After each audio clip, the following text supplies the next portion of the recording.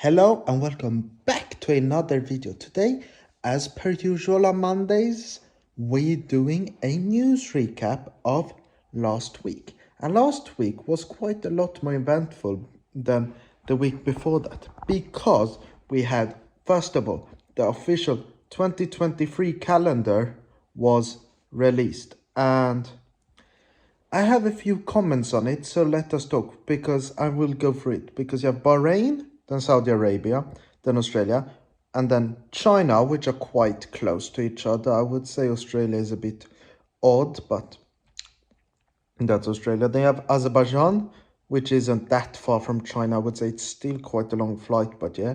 Then you have Miami, so you have to fly all the way over to America to race there, and then you're going all the way back to Europe to Imola. I know they check a ton of things, but if they want to go fully for climate and everything, they should schedule these a lot closer. But after Imola, you have Monaco, then Spain, obviously. Then you go to Canada, which is usually what happens. I don't fully understand why, but they go to Canada. Then back to Austria,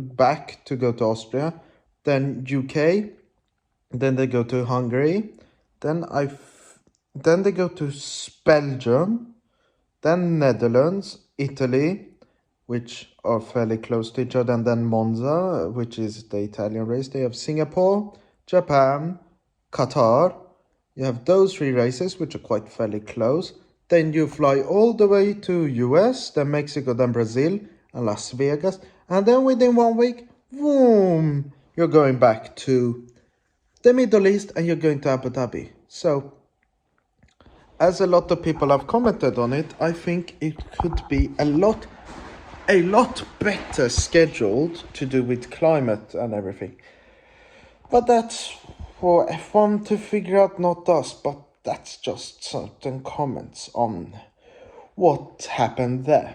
And then, a bit later in the week, we also got the news that Yuki Tsunoda has signed a contract for 2023. I don't remember if it was longer than 2023, but at least for next year, which shows that he's staying with AlphaTauri, which also probably shows that Pierre Gasly might leave, because he hasn't signed the contract, and he might either get kicked and moved to where were they think? I think Alpine or Haas. I think those are the two rumored places. I think mainly Alpine. Then you have Daz there, and I will go back to this market thing, F1 drivers market, after the next topic, which is the W14s, which is next year's Mercedes, has been sort of leaked a bit. And if you don't know, Mercedes W13 has basically no side pods, which you probably know if you have watched F1. And it has had a ton of problems with drag, which is they resist the force from the air, because you want to go quickly through the air, and to have downforce, but with downforce you also get drag, which pushes you in the opposite direction of the car going. So if the car wants to go like this, drag is pushing it that way, which means the more drag you have, the slower you go on the straight. And Red Bull has been very good with having low drag, and Ferrari also a bit, but not as much. And Mercedes, everybody was thinking with the side points they would have low drag and gain a ton of speed on everyone, but apparently not. But that's I don't fully remember what it has to do with.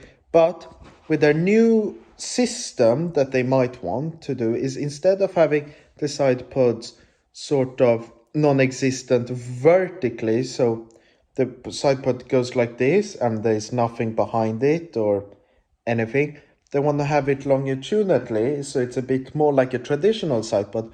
But that means that they can have what's called downwash, which is they take air from over the side pod, take it down or underneath the side pod, redirect them, so they make a sort of air seal for the ground effect, which means less air goes out.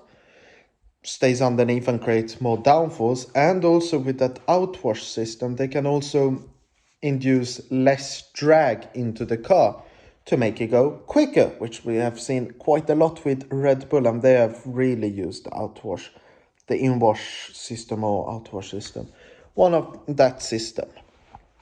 And now we go back to the driver market, because a bombshell happened, I think late like Thursday, Friday, no, bit earlier than that, but somewhere around there came the news that Latifi will be leaving F1. So we will have no more Latifi, which will be really sad, because he was really fun to meme. And I was actually at the Silverstone Grand Prix, which you might know if you have watched my videos, where he got his only Q3 appearance to date in F1.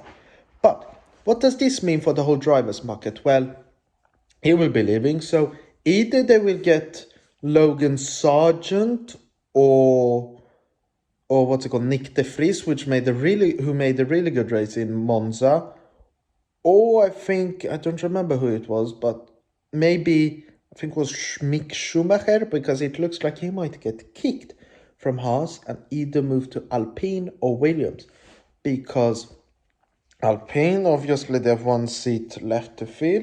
They have apparently made the test, I believe it was with Jack Doohan, an F2 driver. They've made it with Mick Schumacher and maybe Pierre Gasly, I'm not sure. But they did test to see who they want in the car, and it looks like it will be between Mick Schumacher and and Pierre Gasly. And the CEO might prefer Pierre Gasly due to him being French, but we'll have to see. And in Haas, there's not a ton of rumors happening, or from what I've seen, but people have started to believe that Antonio Giovinazzi might come in the picture. So that will be interesting to see who goes into the blue cars. But due to there being race week, I'm going to talk about that. And obviously, it will be around Singapore, because it's the Singapore Grand Prix. So it's the Marina Bay Racing Circuit, which is I don't remember what's it called, but it's not a street circuit. It's a mix between street circuit and permanent circuit. So it's a mix. So Silverstone, for example, is a permanent circuit, and Monaco is obviously a street circuit. So it's a bit of a mix there, which means that it has the characteristics of a street circuit mainly. So it will be tight, twisty, and quite fast due to the longer straights, as I say, or quite a ton of them. And I think this shows probably that Red Bull will be quite quick, but also due to it having very slow twisty corners, Mercedes might also be quite quick here. And apparently a lot of people are believing this might be the best chance yet for Mercedes and Lewis Hamilton to win this year. And we'll see what happens, because in my opinion, I think he should win, because I'm a Mercedes fan, and to uphold this record, but I don't know how much he cares about that. But otherwise, I think that Red Bull and Ferrari will be very strong around them, maybe Ferrari a little bit more, and Mercedes will be up there, because we saw what happened in Hungary, if they can heat up their tires. And also, not done with that, we have a race around Suzuka next week, which will be very interesting to see, because Suzuka is a very nice circuit.